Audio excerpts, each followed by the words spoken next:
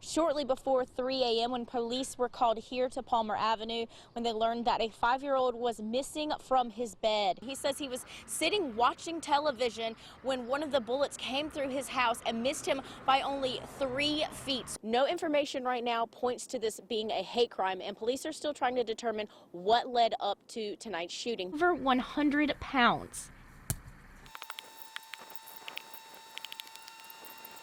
And it was a lot harder than it looked. I do have some trick-or-treaters with me, and they've been having a witching good time. OSHA is pushing back its vaccine mandate deadline. It will now take effect January 10th instead of the 4th. The Newcastle community remembers 3 people killed in a fire just after Christmas. And that's because I wanted to show you what the Mahoning River looks like right now. Now you can see that the current is pretty strong and the water is rising. Now it's definitely stronger when you get closer into the middle of the river here, but since I've been here, the water has risen several inches. Now it is difficult to tell how high this is in relation to normal because I don't see any designated markings on these pylons. But another thing I really want to show you is the amount of water that has come in, because it's very easy to tell because this huge puddle right here in front of me, I'm not even sure how deep it is. This was completely dry when I got here, and so were the stones that I'm standing on.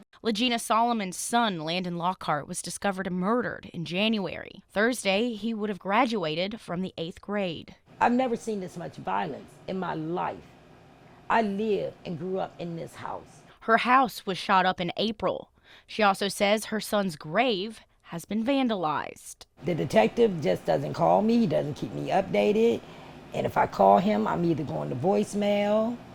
If I leave a message, it's still not returned. Solomon tells me she confronted Chief Carl Davis at a Stop the Violence rally 2 weeks ago and was told to set up an appointment. If I call to get an appointment, am I going to get brushed off? No, you're not going to get brushed off. Exactly what I thought. I called down there and got brushed off. Oh, well, he's so booked. I don't know if I can get you an appointment. Police and city leaders have asked the public over and over again to help solve these crimes. Until someone says, I know what happened, let me tell you what happens, so we can get that one person off the street. Solomon says lack of communication with victims' families is a major reason police have difficulty getting people to come forward with information about cases. If all of them had some communication with the public might can trust them. Not brief meetings where you're up there just saying things to get that brownie point and then leave. But still, she wants to see people helping police solve crimes. It doesn't fall just on one person. It doesn't fall just on the police department. It falls on our whole community. I have reached out to Youngstown Police multiple times for this story and have not heard back from them. Reporting in the newsroom, Desirae Gostlin, WKBN 27 First News. Residents at 16 West Madison learned that they have until Friday at 8 a.m. to vacate their apartments, according to a notice left by the city. It's in deplorable conditions, but residents tell me that they don't have anywhere to go on such short notice. And they were told if they stay, they could be arrested. We shouldn't have to become homeless after we done paid our rent.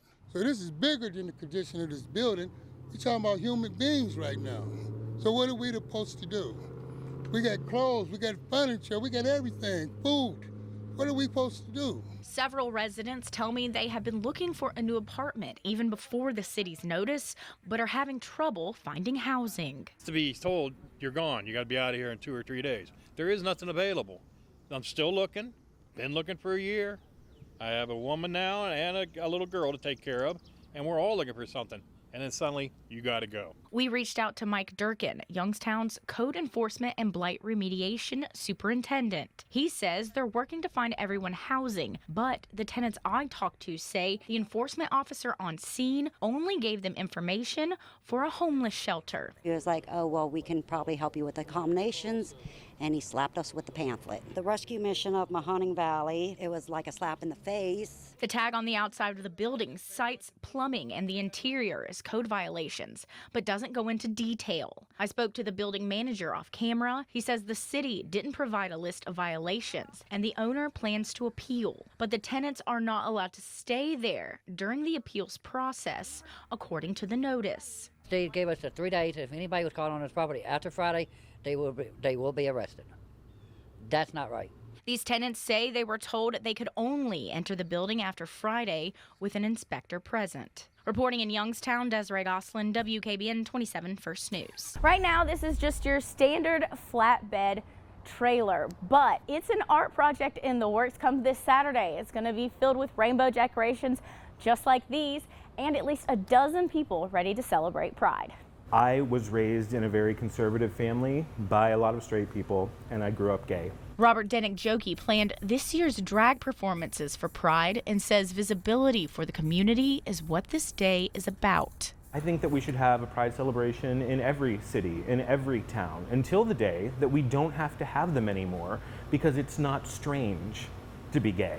It's just like having brown hair. But that kind of normalization is still a work in progress. I have been out since the late 90s, and I think when the Supreme Court decided in favor of marriage equality, a lot of people in the LGBTQ plus community thought that our work was done. We had 4 years under an administration that was not particularly kind to the community, and I think a lot of us had a rude awakening. Just last week, police foiled the plans of a far-right group who they say planned to riot at a Pride event in Idaho. Saturday, Pride in the Valley organizers say they are taking precautions and will have police at the square. The City of Warren will be providing security. We have an evacuation plan just in case anything should go wrong. Pride in the Valley starts this Saturday at noon in Warren at Courthouse Square. Reporting in Youngstown, Desirae Gostlin, WKBN 27 First News.